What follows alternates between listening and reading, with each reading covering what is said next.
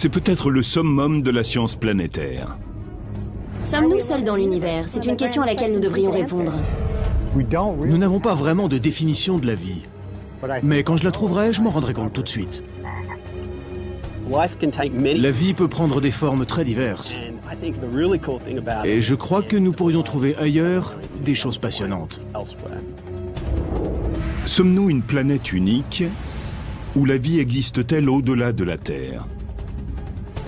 Des spécialistes de ce domaine révolutionnaire qu'est l'astrobiologie se sont réunis pour résoudre ce mystère.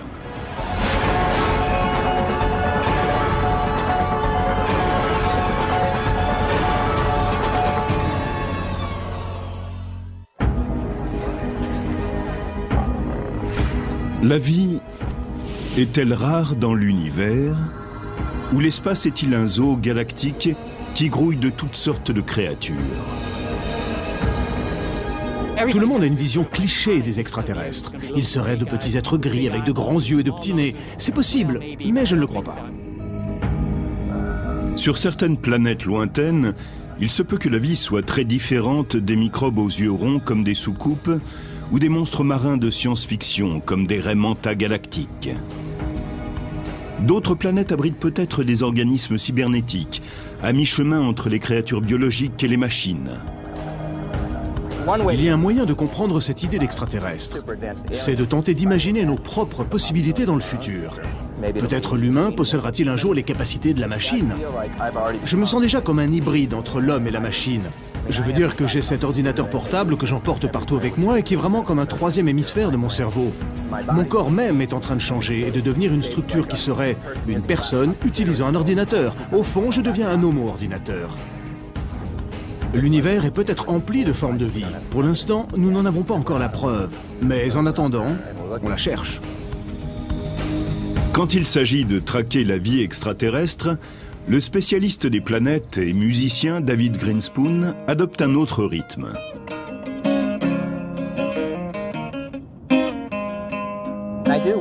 Je me demande si ces formes de vie extraterrestres feront de la musique ou quelque chose dans ce genre. Au fond, la musique, ce sont des ondes et des rythmes. Et cela correspond à la nature de notre univers. On y trouve une certaine musicalité simplement dans le fait que tout est vibration, ondes, rythme et modulation.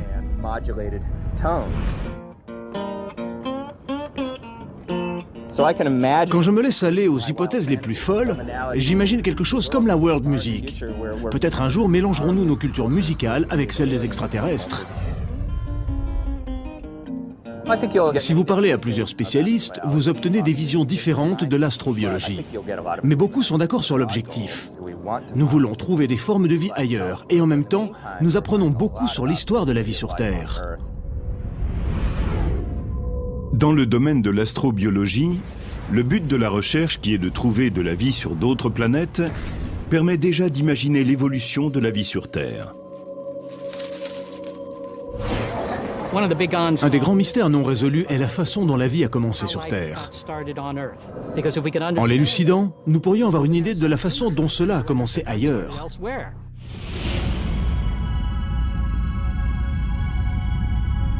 La Terre est en orbite dans ce que nous appelons une zone habitable. C'est une région de l'espace où les conditions sont favorables à des formes de vie, comme sur notre planète. Nous sommes juste à la bonne distance du Soleil, si bien que nos océans ne s'évaporent pas. La température n'est ni trop chaude, ni trop froide. Et notre atmosphère contient de l'oxygène, ce qui nous permet de respirer. La Terre a été un paradis cosmique pour tous les types de vie, des plus petits organismes unicellulaires, comme la bactérie, jusqu'aux grands mammifères multicellulaires, dont l'homme. On pense que toutes les formes de vie terrestre descendent d'un ancêtre unique, un microbe datant d'environ 3,4 à 3,8 milliards d'années. Mais comment celui-ci est-il né? Cela reste une énigme. On peut tenter de trouver une réponse en examinant d'anciennes roches où les microbes ont laissé des traces de leur existence. La géologie est un outil essentiel pour comprendre les origines et l'évolution de la vie sur Terre. L'histoire en est presque entièrement gravée dans les pierres sur lesquelles nous marchons.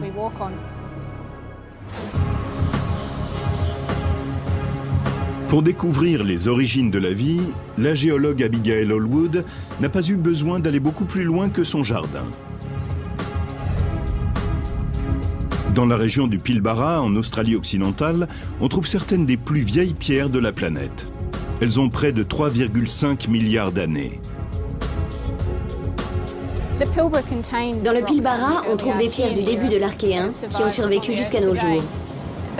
Il y en a plusieurs groupes qui renferment les indices possibles d'une forme de vie. La Terre existe depuis environ 4,6 milliards d'années. Mais la plus grande partie de la surface originelle a disparu à cause des mouvements tectoniques et de l'érosion.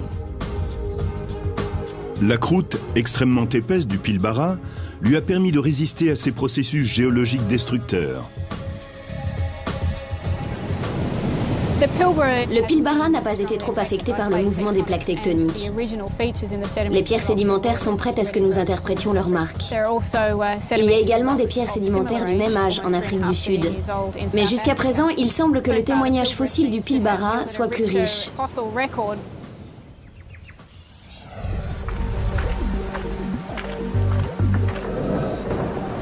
Abigail Allwood a passé plus de 3 ans dans la région, a observé certaines de ces formations rocheuses et a étudié des structures inhabituelles qu'on appelle les stromatolites. Ce sont des fossiles d'organismes datant de 3,5 milliards d'années.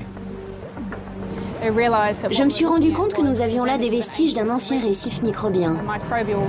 Il ne s'agit pas ici d'un récif de corail comme nous en connaissons, mais d'un récif de stromatolites, des structures formées par de micro-organismes.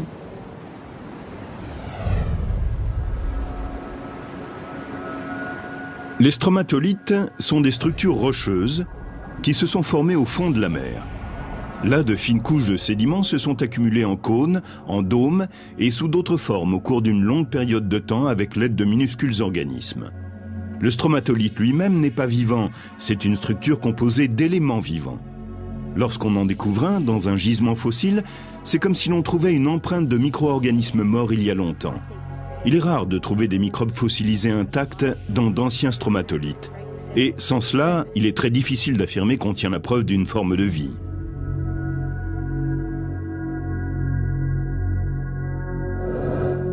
Mais dans ce cas-ci, Abigail Allwood s'est aperçue que les stromatolites de Pilbara étaient en fait biologiques. Elle a donc découvert les plus anciennes preuves de vie de notre planète.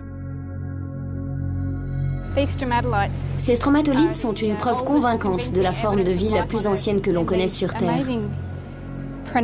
Vous voyez là l'ancien plancher marin. Ces structures coniques incroyablement marquées ne ressemblent en rien aux ondulations qu'on s'attendrait à voir au fond de la mer, où il n'y a pas de forme biologique. On pense que ce sont des stromatolites, des structures sédimentaires formées par les micro-organismes qui vivaient à l'interface entre le sédiment et l'eau. Abigail Allwood a utilisé les techniques de la géologie pour comprendre dans quel environnement ces organismes fossilisés pourraient avoir vécu il y a environ 3,5 milliards d'années. Les conditions qui régnaient ici juste avant que se forment les stromatolites étaient assez semblables à ce qu'on voit là. C'était un littoral côtier rocheux. On sait que les stromatolites n'existent que dans une eau peu profonde et l'on n'en trouve pas dans les zones d'eau profonde qui existaient à la même époque. Cet écosystème fossilisé nous donne un aperçu sur le passé et sur ce qui pourrait être les vestiges des premiers ancêtres de l'homme. Avec le développement de l'astrobiologie et grâce aux nouvelles techniques et façons d'interpréter les indices, nous pouvons dire en toute confiance que la vie est présente sur Terre depuis au moins 3 430 000 années. Mais la vie aurait-elle pu exister encore plus tôt sur notre planète ? C'est la plus ancienne preuve de vie, mais pas la preuve que nous soyons devant la forme de vie la plus ancienne. Nous n'avons pas de témoignage géologique pour les 500 premiers millions d'années de l'histoire de la Terre. Il nous manque tout un tas de choses. Ce que ne disent pas ces éléments fossiles, c'est la façon dont la vie s'est formée au départ.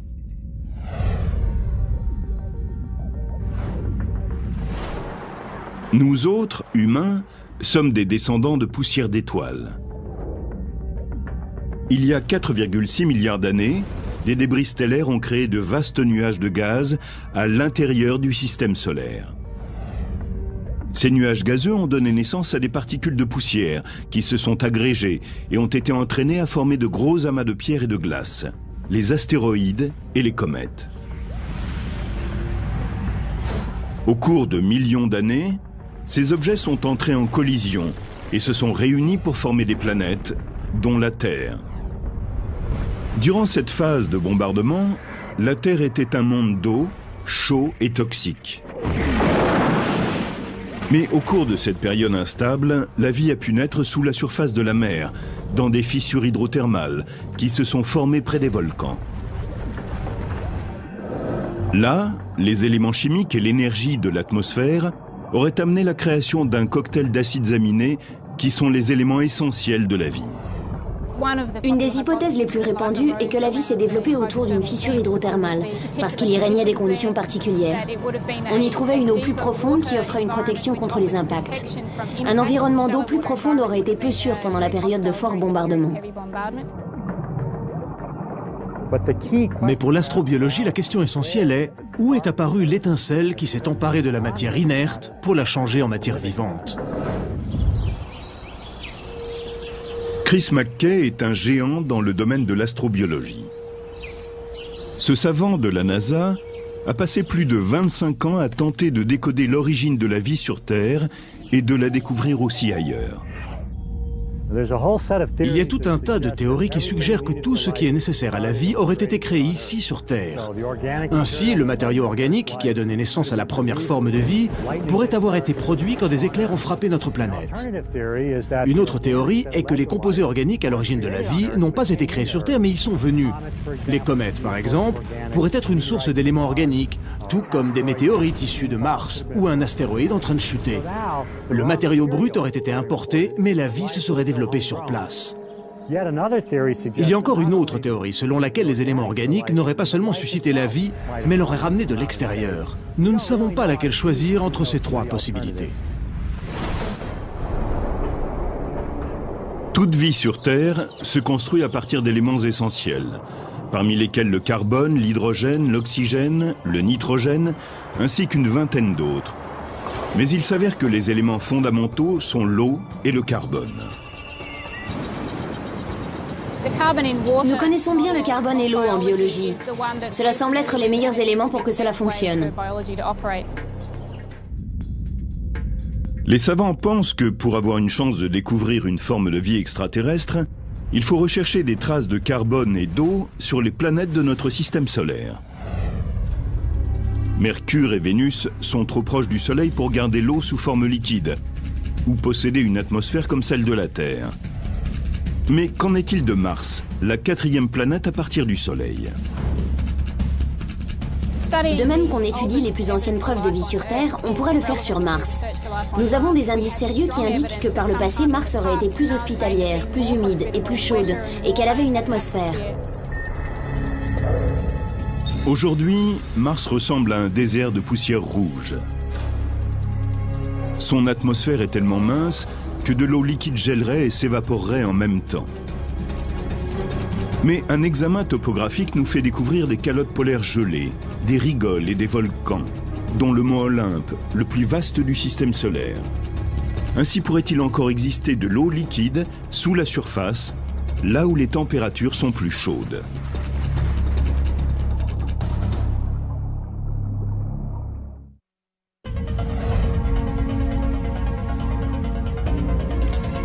Les scientifiques pensent que la meilleure chance de trouver de la vie au-delà de la planète Terre serait d'aller voir juste à côté.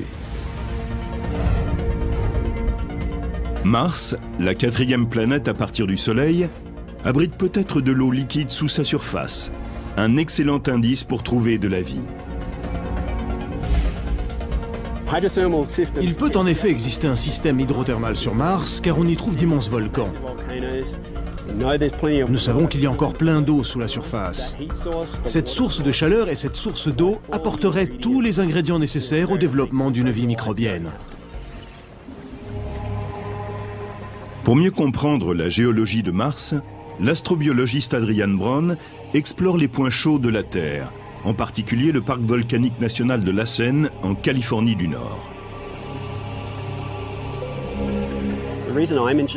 La raison pour laquelle je m'intéresse au parc volcanique national de Lassen, c'est que dans ces zones de points chauds hydrothermaux, nous trouvons des minéraux qui n'existent nulle part ailleurs.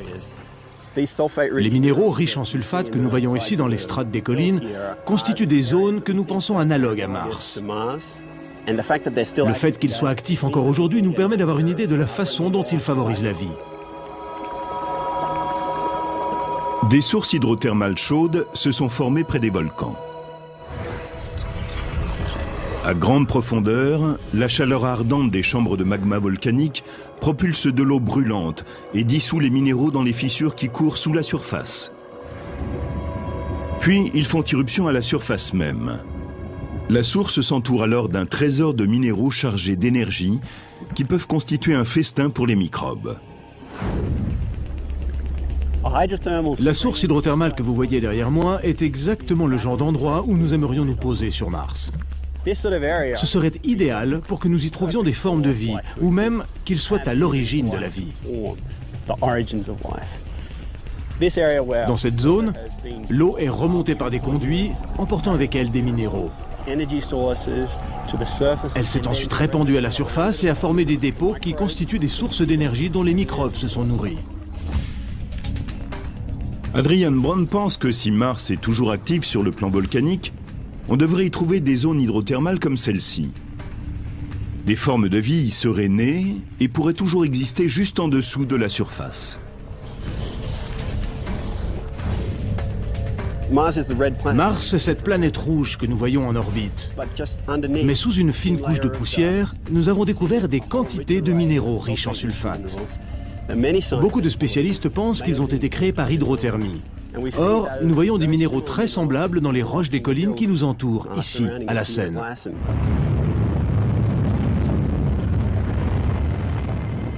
En 2006, la sonde de reconnaissance de la NASA, Gravity Probe, arrive sur la planète rouge. Elle est équipée d'un spectromètre, le Compact Reconnaissance Imaging Spectrometer for Mars, plus connu sous l'acronyme CRISM. Cet appareil va révolutionner notre vision de la planète. À l'aide de lumière visible et infrarouge, cet instrument a scanné une preuve d'eau liquide ancienne dans Valles Marineris, un immense réseau de canyons tracé à la surface par le volcan du mont Olympe. Cette zone contient de nombreux dépôts hydrothermaux.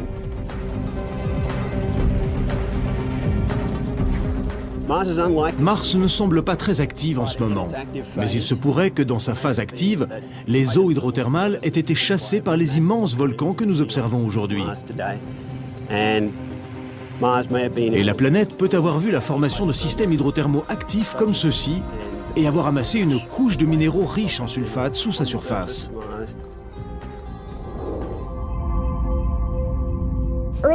Au début, Mars était plus habitable qu'aujourd'hui. La planète s'est refroidie et elle est maintenant trop froide et trop sèche pour favoriser la vie. Donc, s'il y a eu de la vie sur Mars, elle n'est probablement plus à la surface. Elle pourrait avoir migré sous le sol, dans des zones favorables. La chercheuse Jennifer Eldman est elle aussi en quête de formes de vie sur Mars. Elle tente déjà de comprendre comment, sur Terre, des organismes microscopiques survivent dans des environnements extrêmes. Mais elle ne s'intéresse pas aux points chauds de notre planète. Elle traque la vie dans les endroits froids. En ce moment même, dans le parc volcanique de Lassen, nous observons les dépôts des névés et nous nous y intéressons tout particulièrement parce qu'ils contiennent des algues. À la fin du printemps et de l'été, ils se colorent de rouge. Ces bandes écarlates sont en vérité des algues. Il y a de la vie dans ces névés. Nous étudions les conditions favorables au développement de l'algue des neiges et avec ces résultats, nous nous tournons vers les banquises de Mars et nous regardons si le même type de conditions pourrait exister sur la planète rouge. La mission de la NASA Mars Global Surveyor a découvert récemment des ravins martiens qui pourraient être des vestiges d'anciens névés. Nous les observons pour étudier ce phénomène. Ces névés pourraient-ils fondre, générer de l'eau liquide et peut-être créer des environnements favorables à la vie? Pour mieux comprendre les névés de Mars, Jennifer Heldman mène des expériences au parc volcanique de la Seine. Voici notre installation pour mesurer la température et la lumière à travers le névé. Nous utilisons cet équipement pour mieux comprendre les conditions physiques qui règnent à l'intérieur du névé et qui favorisent la survie de l'algue des neiges. Cet hiver, cet endroit sera complètement enseveli sous la neige. Aussi, avons-nous placé des capteurs sur ce poteau. Nous avons des détecteurs d'humidité ici et là. Ces petits instruments sont des détecteurs de température. Et au sommet, nous avons un détecteur de lumière qui mesurera l'ensoleillement. Et en bas ensuite, ici dans le seau, nous avons un indicateur de précipitation qui mesurera la quantité d'eau liquide qui traversera le seau. Les algues des neiges que nous avons vues prospèrent dans cet environnement difficile. Elles se plaisent à 0 degré Celsius et sont heureuses lorsque la lumière est faible. Elles apprécient la nourriture qui est pauvre dans le névé. Une fois que nous aurons compris ce qui crée les conditions favorables à la vie ici, dans le névé de la Seine, nous ferons des études sur les névés de Mars. Et si nous observons les mêmes conditions là-bas, nous pourrons nous poser la question suivante. Si les névés terriens sont propices à la vie, les névés martiens ne pourraient-ils l'être aussi ? Sur Mars, à côté des ravins, 2 grandes régions polaires pourraient aussi abriter des formes de vie. Le 4 août 2007, la NASA a lancé la sonde spatiale Phoenix Mars Lander. Après son arrivée sur la planète en juin 2008, elle a prouvé l'existence de pôles glacés. À bord du vaisseau, les bras robotiques ont creusé des tranchées dans les couches d'eau gelée pour voir s'il s'y trouvait des composés organiques, éléments constructeurs de la vie. Nous pourrions aller dans les régions polaires de Mars, forer dans la glace et relever des organismes qui sont morts. Ils ont été bombardés de radiation. Mais nous pourrions peut-être, en étudiant leur biochimie, les réparer. Et qui sait, les ramener à la vie. Mais si Mars contient de l'eau liquide, a-t-elle pu aussi abriter des vies animales plus importantes? Pour trouver des formes de vie comparables à celles qui sont sur Terre, les scientifiques recherchent la présence d'eau liquide et de carbone. Ce sont les ingrédients essentiels de la vie sur Terre. Mais y a-t-il d'autres éléments indicateurs? Certains pensent que la tectonique des plaques est nécessaire pour développer la diversité et qu'elles sont une protection contre les extinctions de masse. Sur Terre, c'est ce phénomène qui est à l'origine des continents. Sans eux, notre planète serait restée un monde aquatique et beaucoup d'espèces dont les humains n'auraient peut-être pas évolué. Mais la tectonique des plaques existe sur la Terre et non sur les planètes extraterrestres comme Mars. Comme Mars est plus petite que la Terre, il semble qu'elle est refroidie plus vite à l'intérieur, et cela avant que la tectonique des plaques ne puisse commencer. Heureusement, sur Terre, nous avons ce phénomène qui est comme un grand système de recyclage de notre planète. Il recycle les matériaux, l'atmosphère, ce qui est à la surface et en dessous. Mars n'a jamais connu cela. La tectonique des plaques permet à la Terre de connaître des températures modérées, car elle recycle les éléments chimiques et assure ainsi un volume de dioxyde de carbone uniforme dans notre atmosphère. Privée de ce phénomène, Mars n'a pas pu avoir la constance de la Terre. Elle a peut-être développé des conditions habitables, connu une vie multicellulaire complexe qui a disparu par la suite, parce qu'elle ne disposait pas de ce potentiel à long terme que la tectonique des plaques assure à la Terre. Les plaques tectoniques peuvent indiquer la présence d'une vie, comme sur Terre. Mais certains indices suggèrent qu'il pourrait exister un autre type de vie sur un satellite du Grand Seigneur des Anneaux.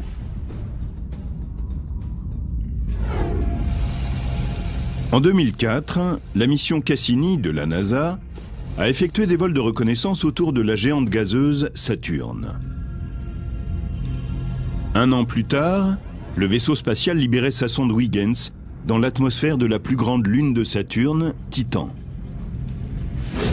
Les images révèlent que Titan présente des caractéristiques semblables à celles de la Terre, telles que les cycles météorologiques et le volcanisme.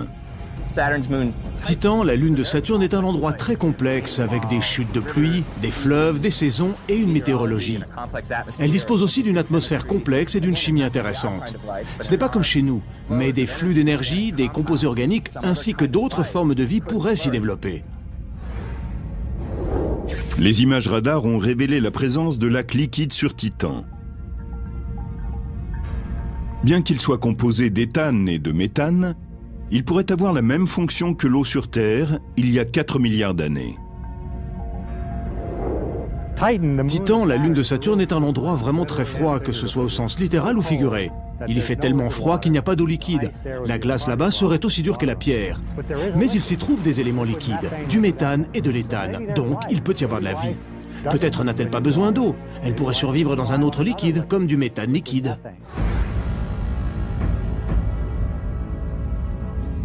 La température de Titan est de moins 183 degrés Celsius. Mais son atmosphère est riche en nitrogène, qui produit des hydrocarbures restant à l'état liquide à des températures très basses. Il est donc possible que Titan convienne à un nouveau type d'extrémophiles, ces organismes capables de survivre dans les environnements extrêmes. Ici, il pourrait s'agir de cryophiles, des bactéries adaptées aux températures très basses et qui produisent de l'énergie à partir du méthane.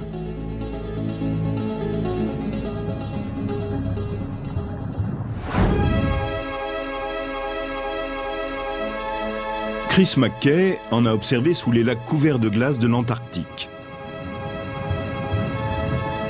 Certains organismes vivent au fond de ces eaux. Leur activité biologique y a créé une zone privée d'oxygène, mais riche en molécules organiques comme le méthane.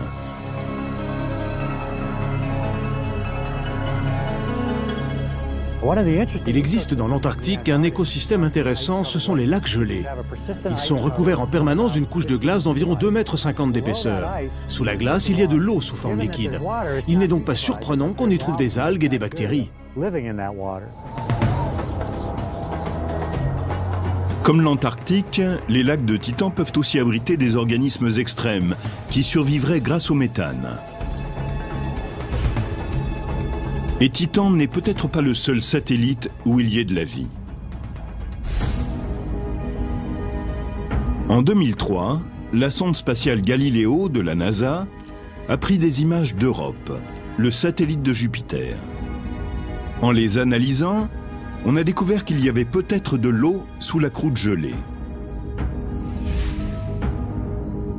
Les scientifiques pensent qu'Europe possède un océan de plus de 75 km de profondeur. On y trouve aussi des signes d'activité volcanique. L'eau gelée pourrait être réchauffée au fond de l'océan par des conduits volcaniques jusqu'à devenir liquide. Cela favoriserait la production d'éléments chimiques nécessaires à la vie.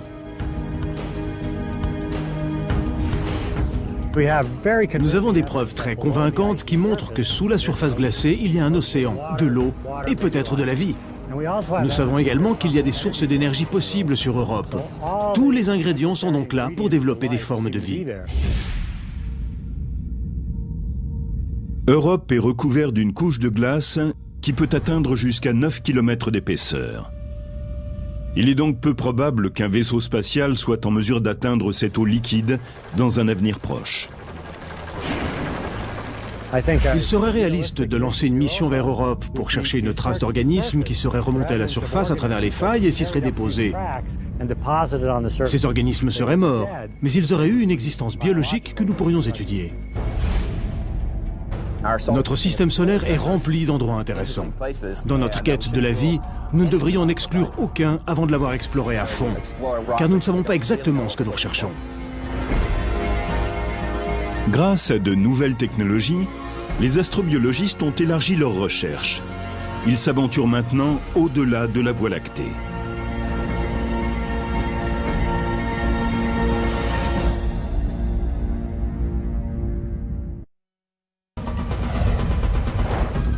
L'astrobiologie repousse les frontières de la science moderne. Les chercheurs disposent maintenant d'outils qui leur permettent de localiser les exoplanètes, car il existe des planètes, comme la Terre, en dehors de notre système solaire. Les exoplanètes doivent réussir plusieurs tests avant d'être susceptibles d'abriter une forme de vie. Et plus important encore, elles doivent être dans la zone habitable d'une étoile centrale, comme le Soleil, pour posséder de l'eau liquide.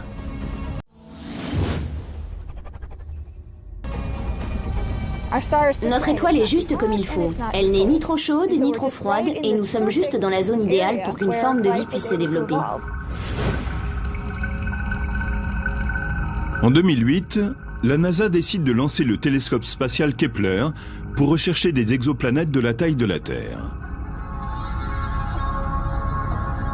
Il est équipé d'instruments capables de détecter ces exoplanètes en mesurant le changement de la courbe lumineuse d'une étoile, changement qui intervient lorsqu'une planète passe entre l'étoile et le vaisseau spatial. Geoff Marcy est l'un des plus grands chasseurs de planètes du monde. Nous estimons qu'il y a 50 milliards, ou peut-être 60 milliards de planètes comme la Terre, rien qu'à l'intérieur de notre galaxie, la Voie lactée. Et rappelez-vous que notre Voie lactée n'est qu'une des 100 milliards de galaxies qui lui ressemblent plus ou moins. Donc, le nombre de planètes comme la Terre dans notre univers est quasiment impossible à compter. Mais localiser une exoplanète ne représente que la moitié du combat pour un astrobiologiste. Au cours des 20 prochaines années, la NASA compte lancer le Terrestrial Planet Finder. Ce système de télescope spatial très sensible pourra déceler si une planète possède des gaz comme la vapeur d'eau, le dioxyde de carbone, le méthane et l'ozone, qui sont nécessaires pour qu'une forme de vie comme celle qu'on trouve sur la Terre puisse se développer. Une fois que nous avons cette image, nous pouvons en extraire la lumière de la planète, en disséquer toutes les couleurs ou longueurs d'onde, bleu, vert, jaune, rouge et même infrarouge, et les analyser pour avoir la composition chimique ou peut-être même biologique de cette planète. Nous pourrions trouver des signes de vie sous des formes variées, par exemple de l'oxygène. Quand il s'agit de produire la vie à plus grande échelle comme sur la Terre, une planète ou un satellite ont besoin d'oxygène. Il y a 3,4 milliards d'années, les organismes unicellulaires représentaient la seule forme de vie terrestre. Mais en absorbant l'énergie du Soleil, cette vie primitive a produit un pigment vert appelé la chlorophylle. Celle-ci a généré la photosynthèse, un processus chimique qui convertit le dioxyde de carbone et l'eau en énergie et rejette l'oxygène comme un déchet. Les organismes unicellulaires ont évolué en cyanobactéries, une des formes de vie les plus anciennes sur Terre. Les cyanobactéries ont rejeté de grandes quantités d'oxygène dans les océans et dans l'air. Une vie nouvelle a émergé, qui s'est diversifiée et développée jusqu'à créer de grandes espèces multicellulaires parmi lesquelles l'homme. Il n'y aurait pas d'oxygène dans notre atmosphère sans la flore qui le produit par photosynthèse. Sans cela, il oxyderait les pierres et disparaîtrait. L'oxygène est donc un biomarqueur pour la Terre. Si nous pouvions étudier une autre planète et détecter de l'oxygène dans son atmosphère, ce serait un signe important mais pas absolu. Ce serait simplement un élément qui nous laisserait supposer que cette planète a, elle aussi, une vie photosynthétique.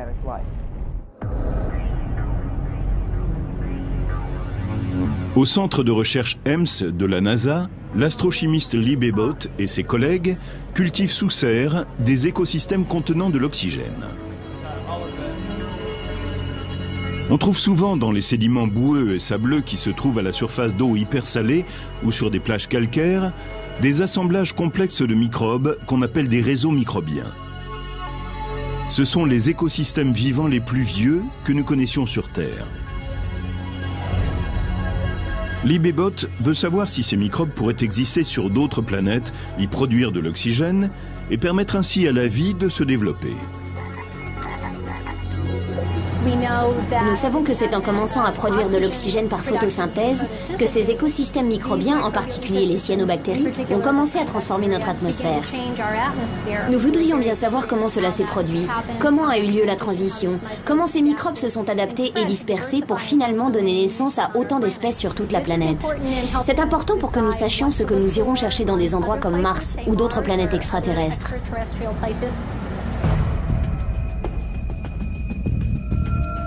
Si la vie existe à l'autre bout de notre galaxie ou dans d'autres galaxies lointaines, sera-t-elle semblable à celle que nous connaissons sur Terre? Sur Terre, toute vie contient de l'ADN, une longue chaîne de molécules qui est comme son empreinte digitale.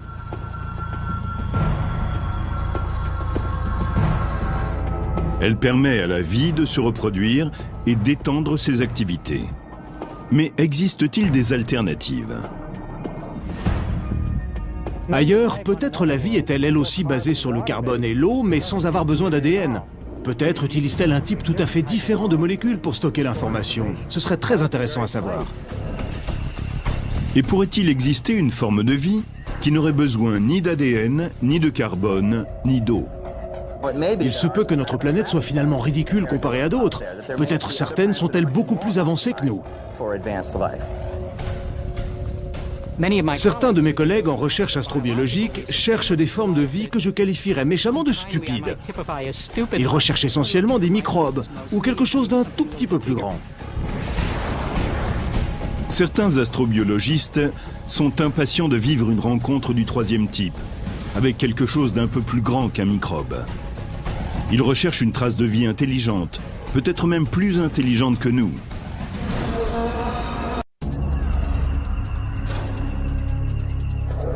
Cette quête va au-delà du royaume des bactéries visqueuses. Une équipe d'experts en astrobiologie veut établir un contact avec quelque chose de plus grand. Bien sûr, le programme SETI recherche une forme de vie intelligente extraterrestre. Mais elle ne doit pas seulement être intelligente, elle doit avoir également des compétences technologiques.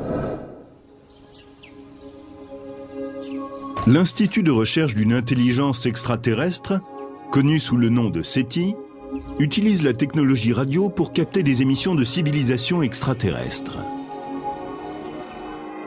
Se basant sur le principe que les humains ont besoin de communiquer, on pense que des populations extraterrestres pourraient, elles aussi, vouloir diffuser un message.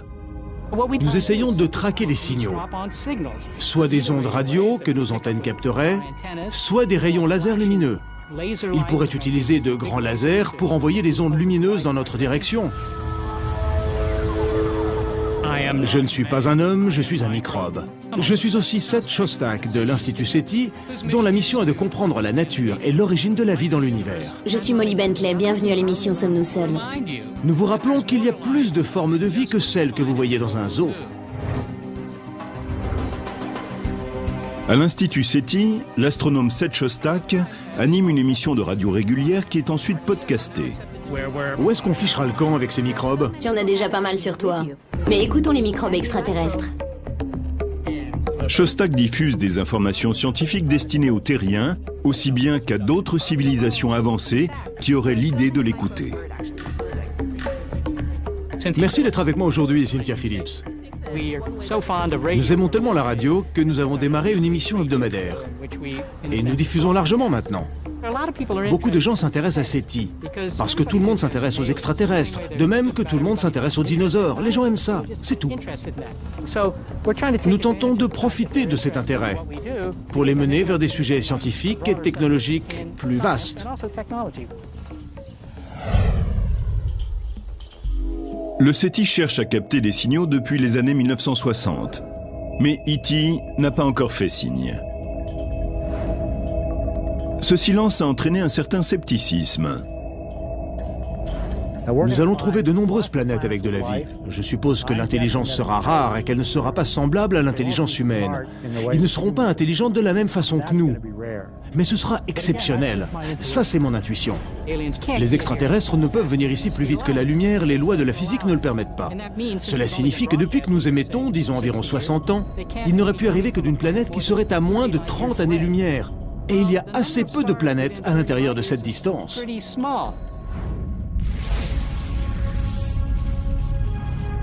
Notre univers est vieux de plus de 12 milliards d'années.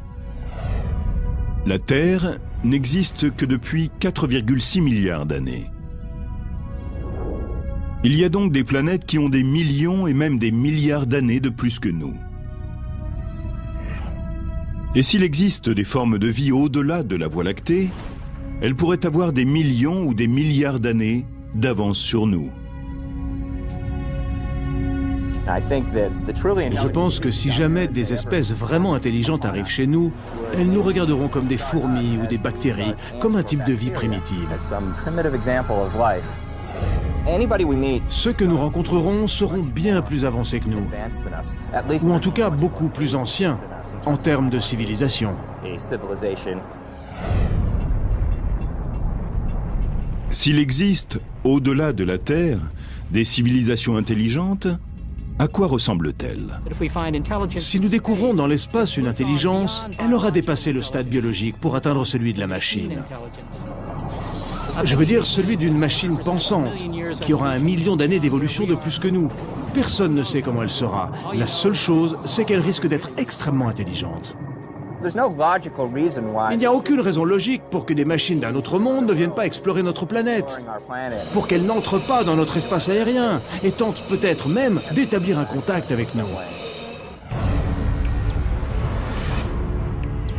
Quand nous trouverons une trace de bactéries ou de civilisation avancée, cette découverte d'une autre forme de vie changera totalement la façon dont nous pensons l'univers et dont nous nous voyons.